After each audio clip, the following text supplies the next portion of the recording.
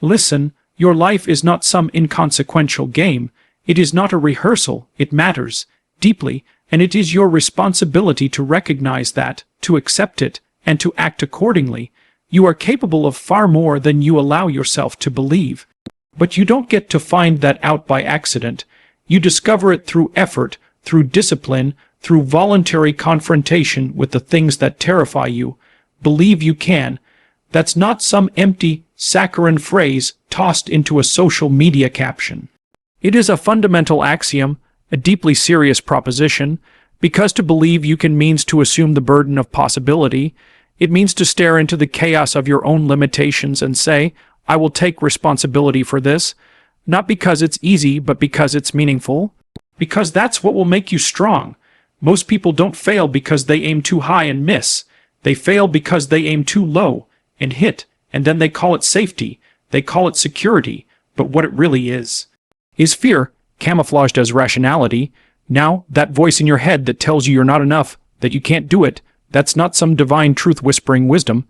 That's the manifestation of doubt, often built over years of avoidance, failure, and shame. It has power precisely because you've listened to it for too long, but it is not omnipotent. You can challenge it. You can take aim at it. You can say, no, I am not finished yet.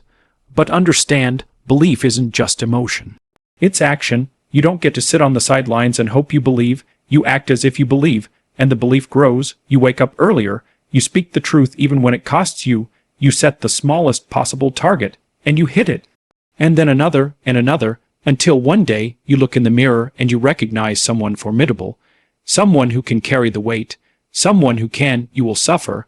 Life is suffering.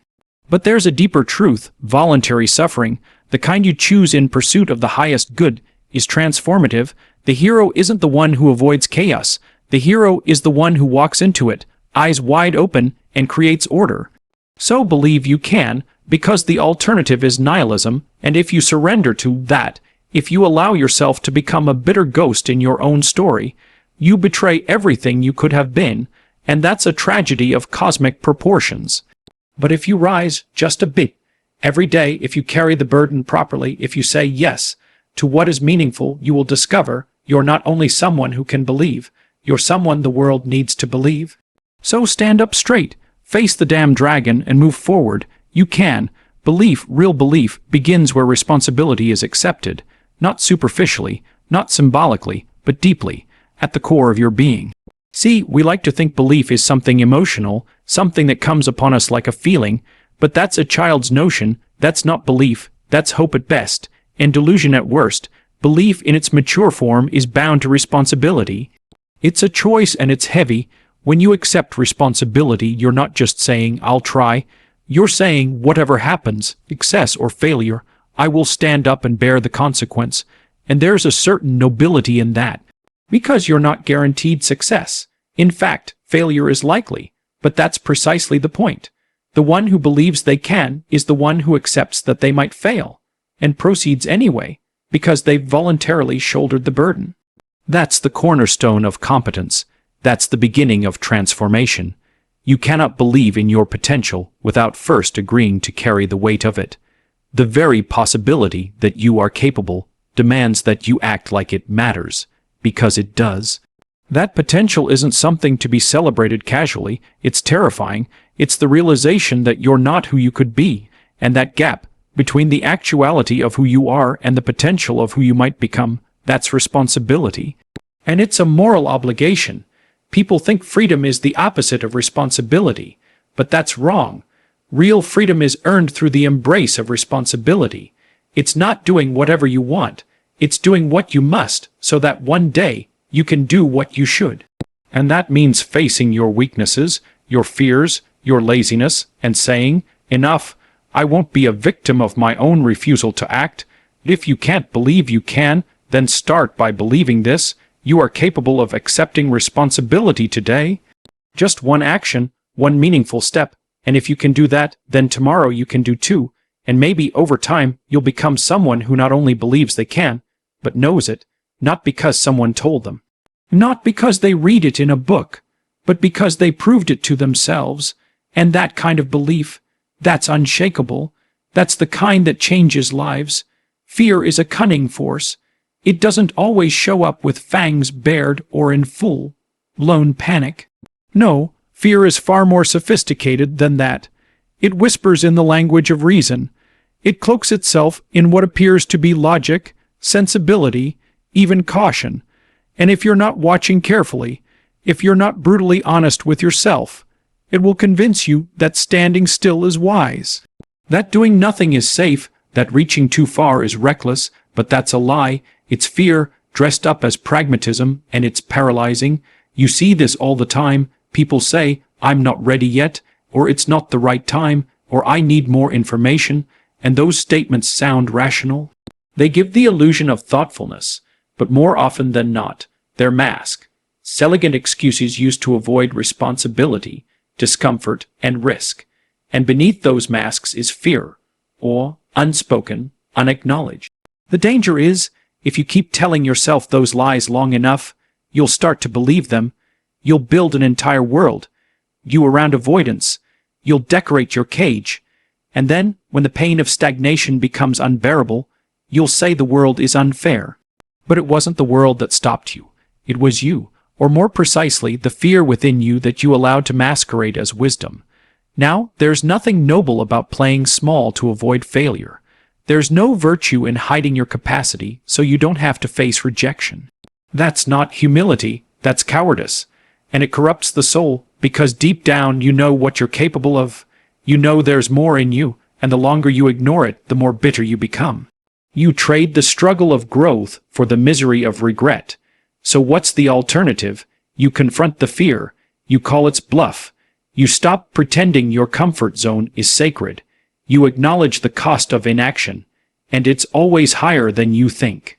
You start moving forward even if your hands are shaking, and you don't lie to yourself. You say, "Yes, I'm afraid," but fear is not the voice of truth. It's the voice of limitation, and I don't have to listen. Because the truth is this: your potential lies on the other side of what you're most afraid of, and if you don't confront that fear, you'll never know what could have been, and that's a tragedy no one should willingly choose. Belief is not some magical state you stumble into. It's not gifted to you by chance or handed down like an inheritance. Belief is earned. It's built, brick by brick, action by action, in the fire of discipline and voluntary confrontation with chaos. People think they need to feel belief first to be inspired, to be certain, to be fearless, before they act, but that's backward. You don't wait for belief to act.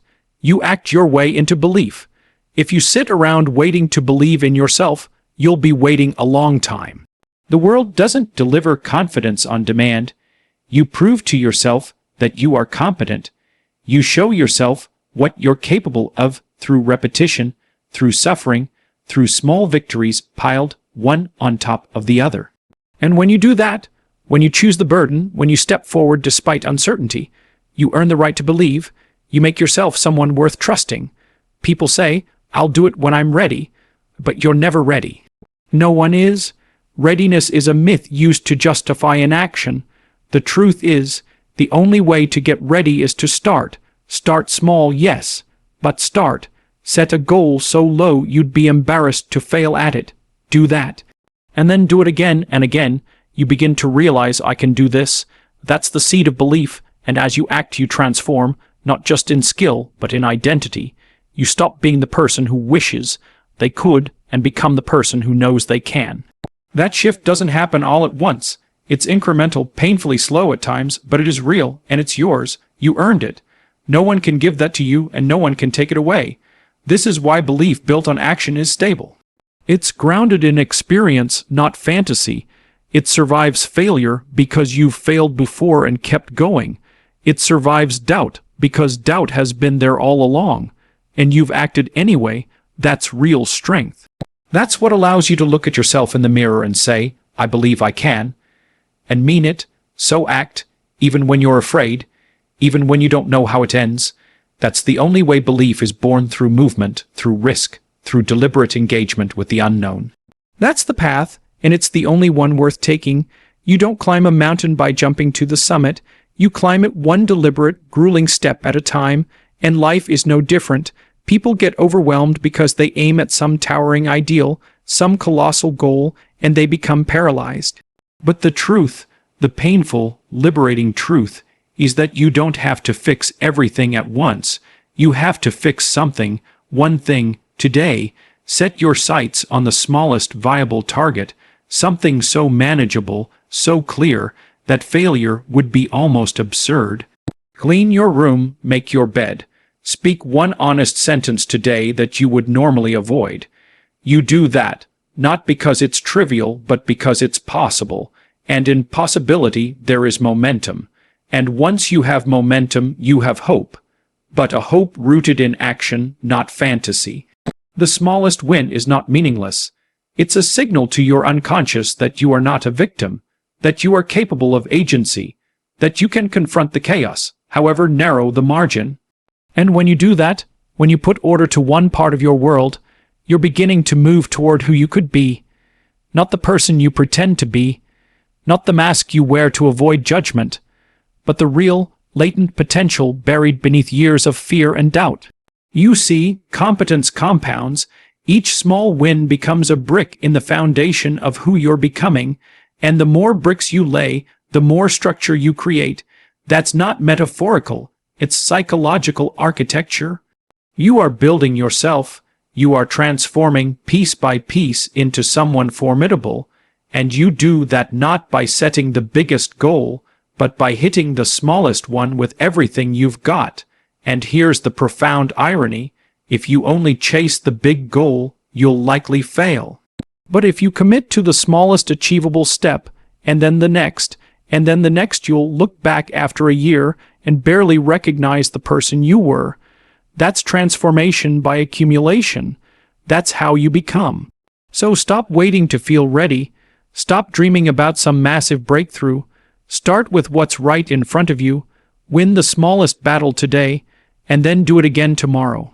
Because enough of those, strung together with discipline and courage, will turn you into someone who doesn't just believe they can, but knows they already are. Life is suffering. That's not a cynical observation. It's a fundamental truth.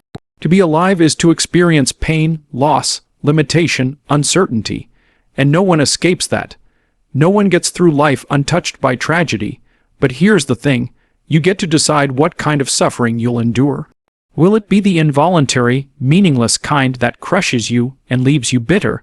Or will it be the suffering you choose, the kind that comes from pursuing something worthwhile, something noble?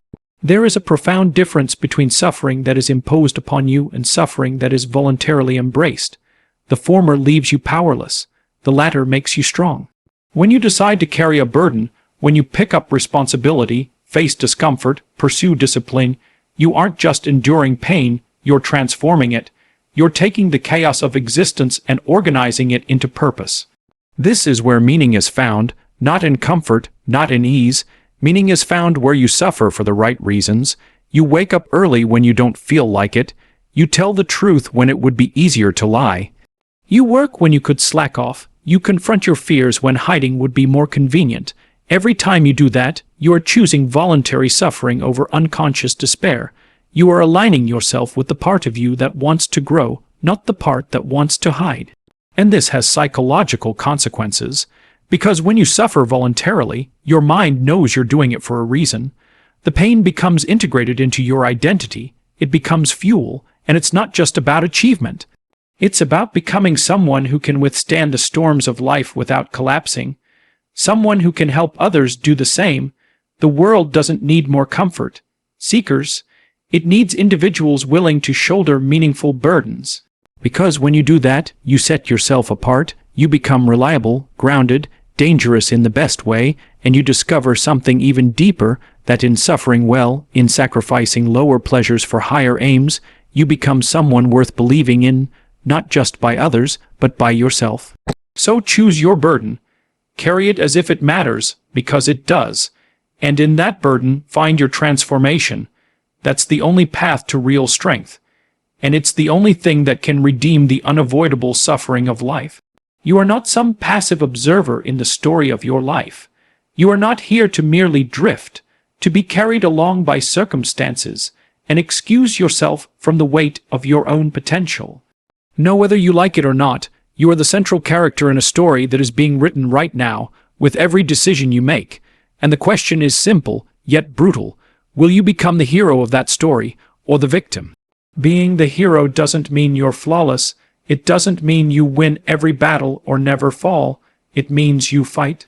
It means you accept that life is unjust, that tragedy is inevitable, that people will betray you, that you will fall short, and you choose to confront that with courage, not retreat into resentment. Because if you don't escape the suffering, you just guarantee it will be meaningless. Every story that's ever moved you, every myth, every great piece of literature, it's all the same pattern. Chaos confronts the individual, and they must choose to stand against it or be devoured. That's not fiction. That's you. Every day, you are presented with small moments of chaos, temptation, fear, despair, laziness, and you are called to respond. If you rise even imperfectly, you embody the hero. If you hide, you abandon the path, and the cost of that is cumulative. It's not paid in one moment, it's paid in regret, in self-contempt, in the silent voice that whispers, you could have been more. So stand up, consciously, decide that you're going to take the responsibility no one else wants. Decide that you'll speak the truth, that you'll pursue what's meaningful, not what's expedient. That's the act of a hero, not slaying dragons out there in some fantasy world, but confronting the dragons in your own soul. And they're real, your fear, your deceit, your laziness, your potential, they're all there and they're waiting. The world doesn't just need people who are nice. It needs people who are capable, who can withstand pain and still tell the truth, who can take on responsibility and refuse to be corrupted, who can believe they are the hero, not because it feels good, but because they've earned it through action and sacrifice. So step into that role. Own it, because no one else can live your story. No one else can carry your burden. No one else can be the hero of your life, except you.